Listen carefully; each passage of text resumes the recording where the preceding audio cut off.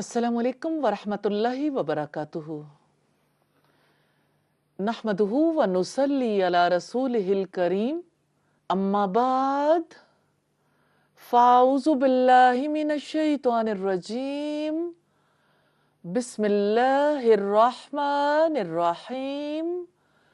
Rabbi इश्रह ली सदरी व यस्सिर ली अमरी वहलुल उक़दतम मिन लिसानी यफ़क़हू क़ौली।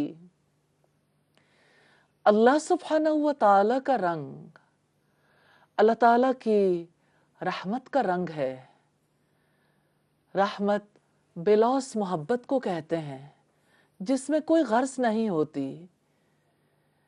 अल्लाह रब्बुल इज़्ज़त ने अपनी रहमत के 100 हिस्से रखे।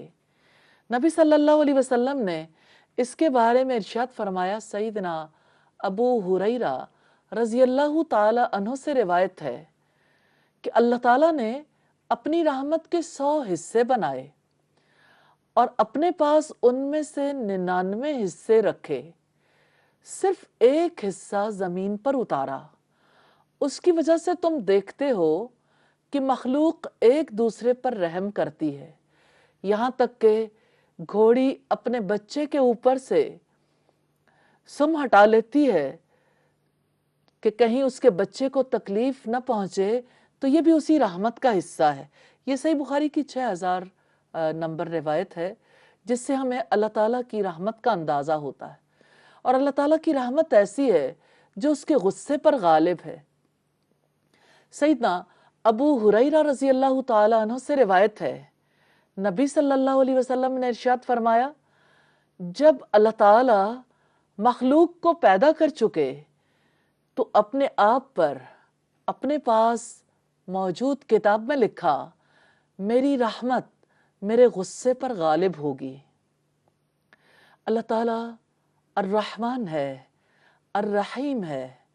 उसने अपने नबी के बारे में फरमाया, वमा अरसलनाका इल्ला रहमतल लिल आलमीन।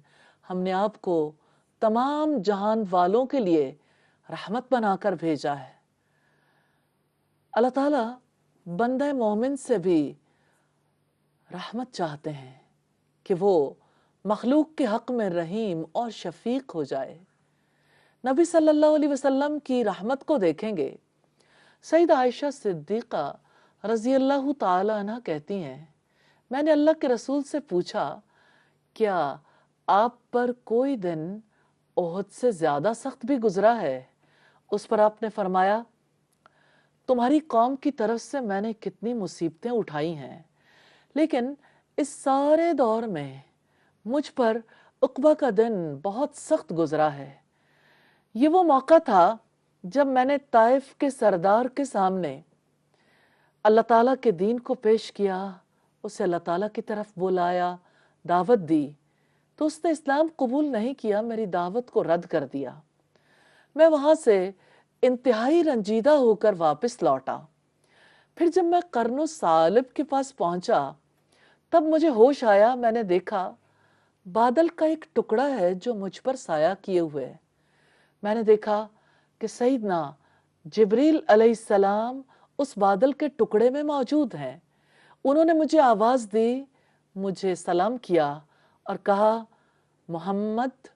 फिर उन्होंने भी वही बात की, जो आप चाहें उसका मुझे हुक्म फरमाएं। अगर आप चाहें तो मैं दोनों तरफ के पहाड़ इन पर लाकर मिला दूं। नबी सल्लल्लाहु अलैहि वसल्लम ने फरमाया, मुझे तो इसकी उम्मीद है कि अल्लाह ताला इनकी नस्ल में ऐसे अफराद पैदा करेगा जो अकेले अल्लाह ताला की इबादत करेंगे और उसके साथ किसी को शरीक नहीं ठहराएंगे। ये बुखारी की 3231 नंबर रिवायत है। आप इमेजिन कर सकते हैं नबी सल्लल्लाहु अलैहि वसल्लम की रहमत को। बच्चे आपके पीछे तालियां पीट रहे हैं, जवान आपका मजाक उड़ा रहे हैं, और पीछे लगा हुआ मजमा ऐसा है जिसके मुंह में जो कुछ आता है बोलता चला जा रहा है। चोटें कसी जा रही हैं, मजाक उड़ाया जा रहा है, पत्थर मारे जा रहे हैं। और आप सल्लल्लाहु अलैहि वसल्लम ने इतने पत्थर खाए हैं कि आपके जिस्म से निकलने वाला खून जूतों में जमा हुआ है और आप अपने रब से दुआ कर रहे हैं, अपनी नाकदरी के बारे में अपने रब से शेयर कर रहे हैं। लेकिन आप सल्लल्लाहु अलैहि वसल्लम के पास जब पहाड़ों का फरिश्ता आया, जब सैयदना जिब्रील अलैहिस्सलाम आए, तो आप पर आपकी रहमत गालिब आ गई। रहमत का रंग कितना खूबसूरत है, कितने गुनाहगारों के लिए रहमत की वजह से अपने रब की तरफ आना मुमकिन हो जाता है। और अब देखें वो क्या दौर था जब आपको पत्थर मारे गए, और उसके बाद वो दौर आया जब पूरा ताइफ इस्लाम ले आया था। अल्हम्दुलिल्लाह रब्बिल आलमीन। आज भी सैयदना अब्दुल्लाह इब्न अब्बास के नाम से मदरसा वहाँ मौजूद है, क्योंकि मुफस्सिर कुरान ने उस इलाके के लोगों को अल्लाह ताला की तरफ बुलाया, तालीम दी, और लोग आज भी उनसे निस्बत को अपने लिए बाइस फ़ख्र समझते हैं। नबी सल्लल्लाहु अलैहि वसल्लम नबी रहमत थे। सीरत के आलमी शोहरत याफ्ता स्कॉलर, राइटर मौलाना अबुल हसन अली नदवी अपनी किताब नबी रहमत में नबी सल्लल्लाहु अलैहि वसल्लम की रहमत को बहुत उम्दा तरीके से एक्सप्लेन करते हैं। काजी सलमान मंसूरपुरी ने नबी सल्लल्लाहु अलैहि वसल्लम पर जो सीरत की किताब लिखी, उसका नाम रहमतुल लिल आलमीन है, जिससे हमें ये पता चलता है कि आप सल्लल्लाहु अलैहि वसल्लम की शख्सियत का कितना सेलियंट फीचर था, रहमत, बेलौस मोहब्बत। हमसे भी रब्बुल इज़्ज़त यही रंग चाहते हैं। किसी की शख्सियत में रहमत व शफकत कैसे आती है? अब देखिए, उमूमी तौर पर तो लोग अपने अंदर के महाज पर ही जंग करते रहते हैं। कभी गुस्से का रिएक्शन लग जाता है, कभी गमज़दा हो जाते हैं, कभी मायूस हो जाते हैं। ये ज़ात की दलदल ऐसी है जिससे कोई बाहर कम ही निकल पाता है।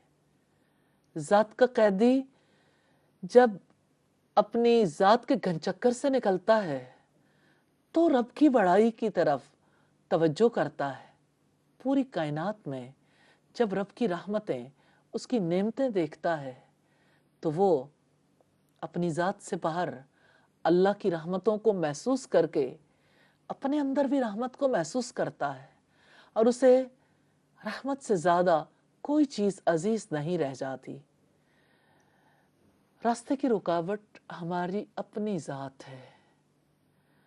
जब दिल के अंदर बदगुमानियां रहेंगी, जब जुबान पर गिले शिकवे रहेंगे, रहमत को कैसे जगह मिलेगी? रहमतों का ये सिलसिला जारी रहेगा छोटी सी ब्रेक के बाद।